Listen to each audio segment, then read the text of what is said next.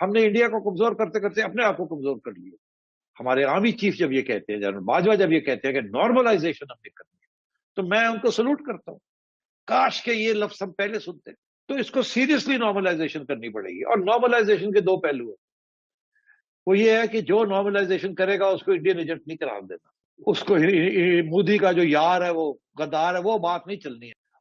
फिर कोई नहीं कहेगा, आपके ऊपर उंगली उठाएगा कि मोदी का जो यार है। ये यारी की बात नहीं है, ये अपनी सर्वाइवल की बात। मुबारकबाद के मुस्तहिक हैं वो, मैं समझता हूँ। फॉरेन पॉलिसी में भी इंडिया बहुत आगे है, इसके भी वो मुस्तहिक हैं।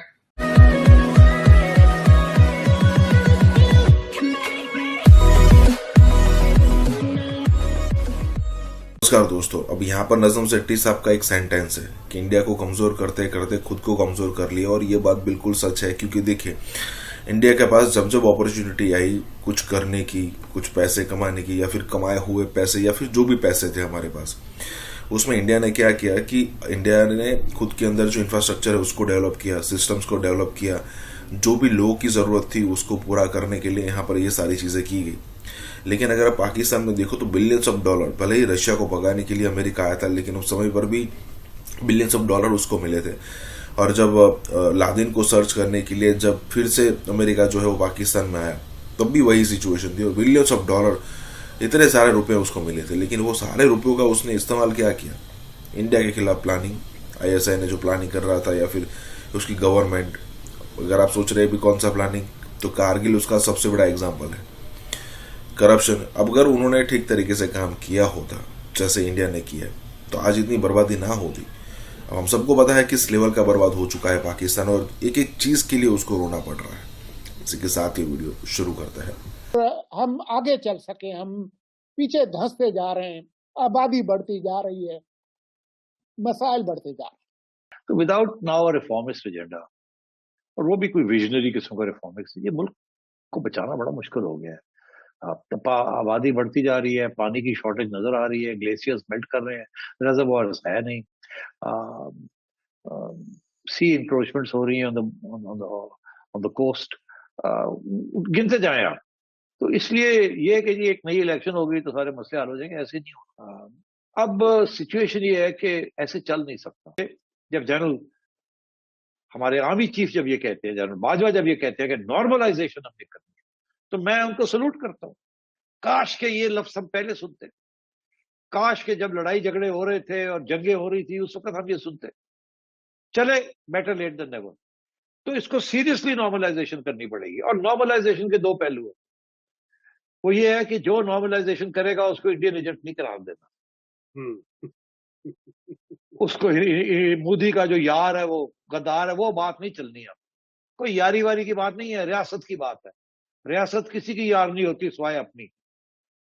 तो पहले तो ये है कि इसमें पूरी भरपूर तरीके के साथ एस्टैब्लिशमेंट को इसको सपोर्ट करना पड़ेगा। जो जनरल बाजवा कह रहे हैं, नॉर्मलाइजेशन, रीसेट फॉरेन पॉलिसी, ये करनी पड़ेगी आपको, और आप ही कर सकते हैं, बिकॉज आप ही ने ये बनाई है। फिर कोई नहीं कहेगा, आपके ऊपर उंगली उठाएगा कि मोदी का जो यार है। ये यारी की बात नहीं है, ये अपनी सर्वाइवल की बात। हम यार नहीं है मोदी के, हम अपनी हफज के लिए, अपने सिक्योरिटी के लिए जो कुछ करना चाहते हैं वो हमें करना चाहिए, और उसके लिए अमन इज वेरी इंपॉर्टेंट। वो कहते हैं कि पीस डिविडेंड जो है ना, जो कि हम जंगजू रियासत के ऊपर पैसे खर्च करते हैं, वो कम करने पड़ेंगे। वो उसी वक्त कम कर सकेंगे जब थ्रेट जो है ऑफ वॉर खत्म होगी। थ्रेट ऑफ वॉर उस वक्त खत्म होगी जब नॉर्मलाइजेशन होगी, और इश्यूज जो है रिजॉल्व होंगे, कॉन्फ्लिक्ट्स रिजॉल्व होंगे। कुछ कॉन्फ्लिक्ट्स हैं लाइक कश्मीर, जो रातों रात नहीं रिजॉल्व हो सकती। सारी कॉन्फ्लिक्ट्स को उसके ऊपर रोक देना, अब वो फलसफा खत्म हो चुका है। आप बाकी चीजें रिजॉल्व करें, और फिर आगे जाके देखा जाएगा जब वक्त आएगा कि हमने कैसे ये मसले हल करने। पहले अपने आप को तो मजबूत करें। हमने इंडिया को कमजोर करते करते अपने आप को कमजोर कर लिया। तो ये रिफॉर्म का agenda has also got to be this question of national security. अगर ऐसी सोच के बगैर ये हुकूमत आ जाती है, उसका भी वही असर होगा जो इसका हुआ, उससे भी बुरा होगा। बिकॉज उस वक्त फिर आवाम जब खड़ी होगी और इनकलाब लाएगी, तो उस इनकलाब के अंदर खून खराबा के अलावा कुछ नहीं होगा, कोई उसके अंदर सेलिब्रेशन नहीं होगी। ये तारीख है ऑफ फेल्ड स्टेट्स। तो इसलिए अब तारीख के लेक्चर देने की तो हमें जरूरत नहीं है। बिल्कुल बिल्कुल, मतलब पहले भी अगर आपको याद हो तो जनरल मुशर्रफ ने भी तो ये वाली बहुत सारे ओवरचर्स किए थे। 2007 में जनरल मुशर्रफ जो है वो तो पीस के इंडिया के साथ बहुत बड़े चैंपियन बन गए थे। और खुर्शीद कसूरी साहब ने डॉक्यूमेंट किया सारा कुछ। मनमोहन सिंह उनके फॉर्मूले के साथ बातचीत हो रही थी। हमने बड़े सारे मौके गंवाए, अनफॉर्चुनेटली, तारीख हमें बताती है। मगर रजा, बड़ी इंपॉर्टेंट बात आपने कही, हवाला जो दिया, जनरल मुशर्रफ भी अपना काम कंप्लीट नहीं कर सके, उनके रास्ते में भी रुकावट आई।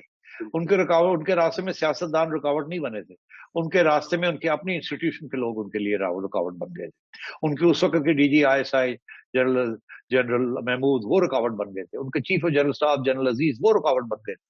हमें एक नॉर्मल स्टेट बनना है। नॉर्मल स्टेट तजारत करती है, नॉर्मलाइज रिलेशंस होते हैं। तो मैं ये समझता हूं कि ये इसके बगैर अब ये मुल्क बच नहीं सकता। बिल्कुल बिल्कुल, आपने ये निशानदेही की है जो कि मेरे ख्याल से राइटिंग ऑन द वॉल है। ये उनका एक प्लस पॉइंट है इस वक्त इंडियन मीडिया का, कि वो बिल्कुल मोदी साहब को और हिंदुत्व के आइडिया को बिल्कुल बड़ी खूबसूरती के साथ प्रमोट कर रहे हैं। इसमें वो कामयाब हैं, मुबारकबाद के मुस्तहिक हैं वो, मैं समझता हूँ। फॉरेन पॉलिसी में भी इंडिया बहुत आगे है, इसके भी वो मुस्तहिक हैं।